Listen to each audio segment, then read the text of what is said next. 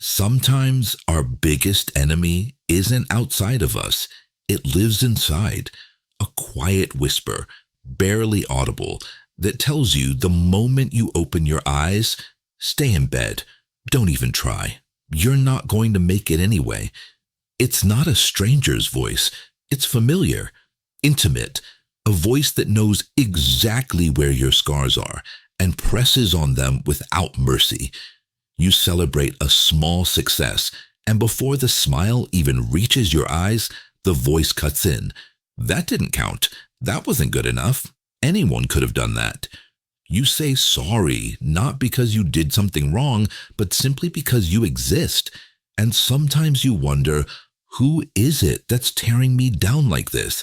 And the honest, brutal answer is, a part of you, a learned part, your inner critic. For years, maybe decades, that critic was shouting in your head without you even realizing where those words came from. It sounded like truth, but it was just repetition. Now you know, you've unmasked it. So the question is, what now? Welcome to PaperLoud. If you've seen part 1, you already know that suffocating voice that keeps you small. Today is different. Today is about standing up again, about ending the sabotage that's been running inside you, not by fighting yourself, but by choosing a different way. Together, we're going to draw a new kind of map, a map where your inner critic shrinks from a thunderous voice into nothing more than a faint echo, something in the background, not something that dictates your path. So let me ask you, who's whispering in your ear every morning? Imagine a so-called friend who greets you each day by telling you you're not enough. A so-called friend who watches your every move, waiting to pounce on your weakest moment, always ready with a cutting remark.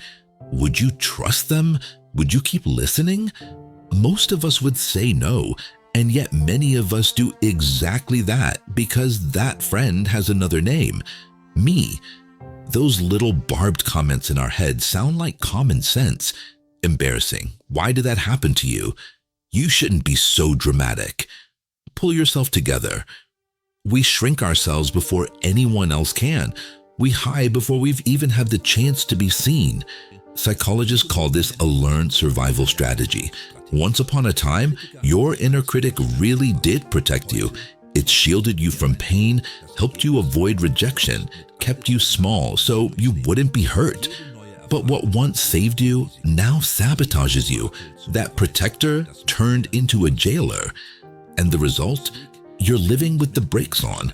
Every new experience feels dangerous. Every little flaw looks like proof that you're broken. But here's the truth. The way out begins with a single choice. You stop abandoning yourself. The real engine of growth. We were raised to believe toughness makes us better. Be strict, be hard, never cut yourself slack. That harshness was supposed to make us strong, but it hasn't made you strong, it's made you tired. So what if growth doesn't come from that whip on your back, but from kindness towards yourself?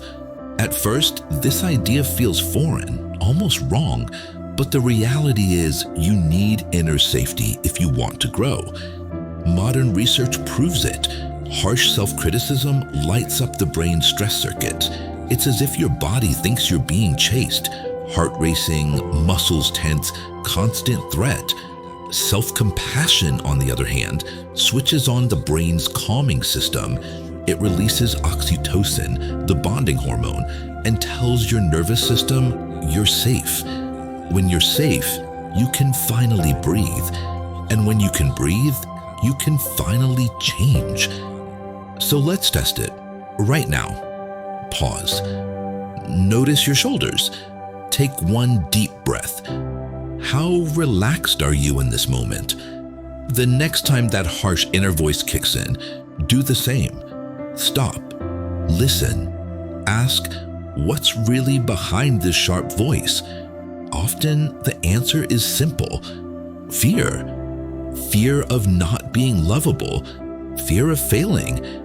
And fear isn't something you crush. Fear is something you meet with understanding. Exercise. a gesture of warmth. Put your hand on your heart. Take a deep breath. Whisper to yourself, "What do I need right now?" Repeat it 3 times. Slowly. At first, you may feel silly, but your body understands this gesture. Your pulse slows, your chest softens, and then it's there. That quiet warmth. The feeling, "I've got you." And the person holding you in that moment is you. That's self-compassion. It doesn't mean pretending you're flawless. It means meeting yourself exactly as you are, with all your cracks and imperfections. Because once you know no one will hit you again, not even you finally dare to dance. Rebellions against the critic.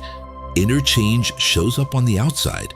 Every small rebellion against the critic weakens its grip. One of the first rebellions has a simple word: no.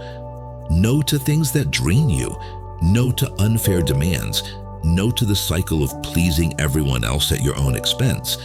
At first, saying no feels terrifying, but every no that shields you from overload is really a yes to yourself. A yes that says, "My boundaries matter." This is the subtle but powerful shift. It's not about perfection. It's about a healthy standard. Psychologists call this functional self-worth. It's when your value no longer rises and falls with your achievements. You're valuable simply because you exist. Here's one way to train that. Resource activation. Each night, jot down 3 things you did well, no matter how small. You're teaching your brain to notice what's good. Listen to Blue. When I said no, my hands were trembling. I expected backlash, but nothing bad happened. My colleague just said, "Too bad, but okay." Inside me, though, something huge shifted. For the first time in years, I felt proud of myself. Setting boundaries isn't selfish, it's self-respect. And your yes only has weight when it stands beside a no. Another rebellion? Show yourself. Dance if you miss the rhythm. Sing if your voice cracks. Write if no one's reading yet. Each of these acts tells your critic, "You don't control me anymore." You act because you want to, not because it has to be perfect. And something amazing happens when you take yourself seriously. Life becomes more honest, more real.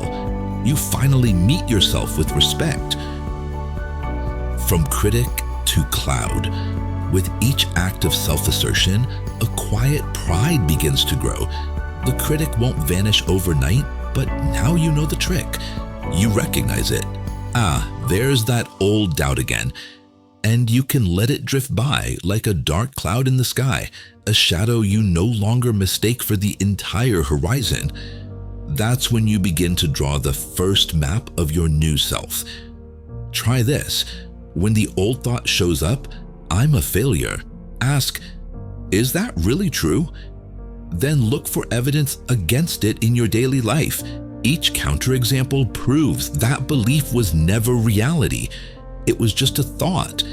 This is how you transform conditional self-worth tied to achievement into functional self-worth that stays with you through highs and lows. I used to believe tearing myself down would prepare me. Now I know I was never prepared for the moment I stopped liking myself. Becoming your own harbor. The truth is, you can become the safe harbor you've always searched for outside. When storms rise, you can drop anchor inside yourself. You learn to treat yourself the way you'd treat a dear friend. That's what peace with yourself looks like. Not a weak surrender, but a brave peace. I accept myself as I am. And that peace frees up energy. Energy that once drained into the fight against yourself is now yours again. In the end, standing on your own side means being your own friend, believing yourself when something feels off, forgiving yourself when you've messed up, cheering yourself on when you're scared. At the end of this path, you understand you are not the cruel words in your head. You are the harbor that's been waiting inside of you. And this harbor is not only a place of calm, It's the starting point of a new journey. A journey that continues in the next video. What happens when the compassion you give yourself begins to reach outward? When kindness isn't just for you, but flows into your connections with others? What if true strength lies not in withdrawal, but in connection? Next time we dive into the courageous act of compassion, why helping others can heal yourself. If this message could help someone you know, share this video, because what we heal in ourselves can change the world around us. And it is time for change. The most important person who will never abandon you again is you. Stay brave for yourself. Stay honest with yourself. Stay loud against doubt. See you next time. Take care.